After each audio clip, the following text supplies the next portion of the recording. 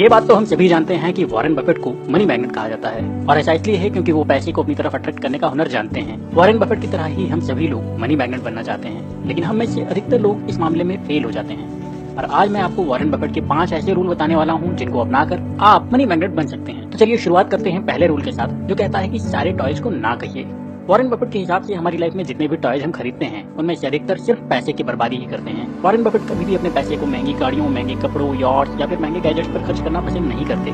इन सभी जगहों पर पैसा बर्बाद करने के बजाय बफेट अपने पैसे को सही जगह पर इन्वेस्ट करना पसंद करते हैं ताकि उनकी नेटवर्थ या वैल्यू बढ़ सके। अगर आप भी उनकी ही तरह अपने पैसे मैनेज करना चाहते हैं तो जरूरी है कि आप ऐसे लग्जरी आइटम जो कि आपकी वेल्थ को कम कर सकते हैं उन्हें तुरंत ही ना कहते हैं। ये लग्जरी सामान महंगी गाड़ी, महंगे घर, यॉट्स से लेकर महंगे फोन और कपड़े तक कुछ भी हो सकता है। आपको बस इतना ध्यान रखना है कि अगर आपको महंगे टॉय की जरूरत ना हो तो इसे मत खरीदिए। तो अगर आप अपना 1 साल पुराना फोन बदलने जा रहे हैं क्योंकि मार्केट में नया वर्जन आ गया है तो एक बार फिर से सोचिए, खुद को जवाब दीजिए कि क्या ये फोन आपके लिए जरूरी है, और इस सवाल का जवाब मिलने के बाद ही अपने पैसे खर्च करिए। पैसे मैनेज करने का दूसरा बड़ा नियम है हमेशा डिस्काउंट मांगना। वॉरेन बफेट का कहना है कि किसी भी चीज की कीमत वो होती है जो आप पे करते हैं और जो आपको मिलता है वो उस कीमत की वैल्यू होती है।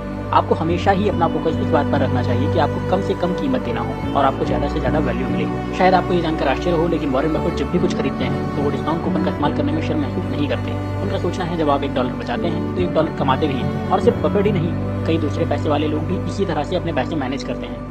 तो दोस्तों, अगर करोड़पति और अरबपति लोग भाव कर सकते हैं, डिस्काउंट कूपन का इस्तेमाल कर सकते हैं, तो ऐसा करने में आपको जरा भी शर्म नहीं आना चाहिए। वॉरेन बफेट की तरह ही पैसे बचाने के लिए जरूरी है कि आप अच्छी डील्स को देखिए, जरूरत पड़े तो इंतजार कीजिए और फिर उसके बाद ही कुछ खरीदिए। मनी मैग्नेट बनने का तीसरा नियम है सोच समझकर फैसले लेना।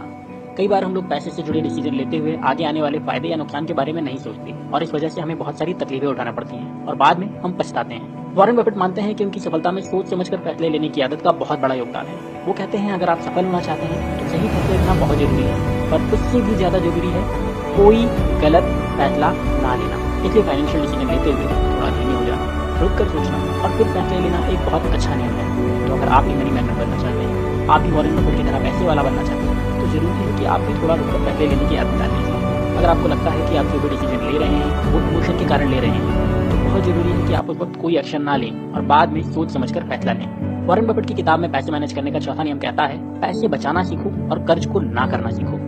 वॉरेन बफेट से किसी ने एक सवाल पूछा था कि पैसे से जुड़ी क्या गलती है जो हम सभी लोग करते हैं, और बफेट ने इसका बहुत ही खूबसूरत जवाब दिया। उन्होंने कहा कि लोग पैसे सेव करने की इंपॉर्टेंस को कम उम्र में समझते नहीं हैं और ना ही इसे अपनी आदत बनाते हैं, जो कि एक बहुत बड़ी गलती है। पर वो सभी लोग अमीर जरूर होना चाहते हैं। इसके साथ ही बफेट ने जवाब देते हुए ये भी कहा था कि लोग अपनी जिंदगी को कर्ज या उधार के पैसे लेकर जीना पसंद करते हैं, जैसे कि क्रेडिट कार्ड, बिना मतलब की EMI, हॉलिडे और इसी तरह के दूसरे एक्सपेंसेस।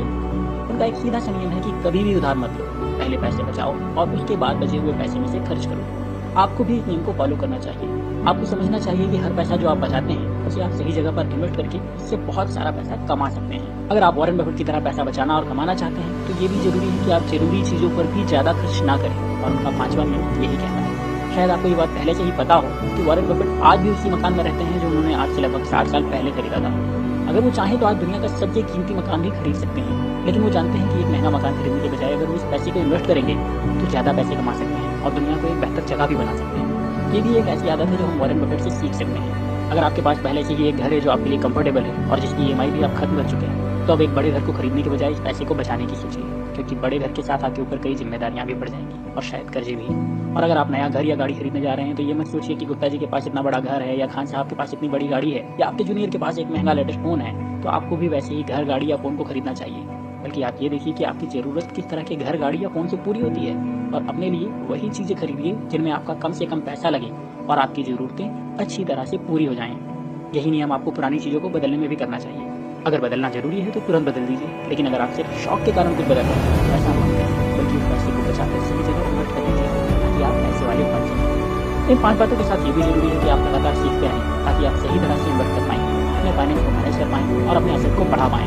अगर आप इन्वेस्टमेंट के सीक्रेट को समझना चाहते हैं तो आपको इंटेलिजेंट इन्वेस्टर की बात जरूर करना चाहिए। इस किताब को सिर्फ मैं ही नहीं, वॉरेन बफेट भी रिकमेंड करते हैं और इस किताब के लिए आपको डिस्क्रिप्शन में मिल रहेगी। मैं ये भी समझता हूँ कि कई बार लोगों के पास किताब पढ़ना और उसे समझने जितना वक्त नहीं होता। अगर आपकी भी यही प्रॉब्लम है तो आपको घबराने की जरूरत नहीं है, बस आप इस चैनल को सब्सक्राइब कर लीजिए, क्योंकि यहाँ मैं आपके साथ ऐसे ही काम की वीडियो शेयर करता रहूंगा जो कि आपकी नॉलेज को बढ़ाते रहेंगे और आपकी एसेट को बढ़ाने में आपकी मदद करते रहेंगे। तो आप चैनल को सब्सक्राइब करिए, बेल का बटन दबाकर नोटिफिकेशन ऑन कर लीजिए, मेरे बाकी की वीडियो देखिए और मुझे विदा दीजिए। मैं आपसे मिलूंगा अगले वीडियो में। तब तक अपना प्यार और वक्त देने के लिए धन्यवाद।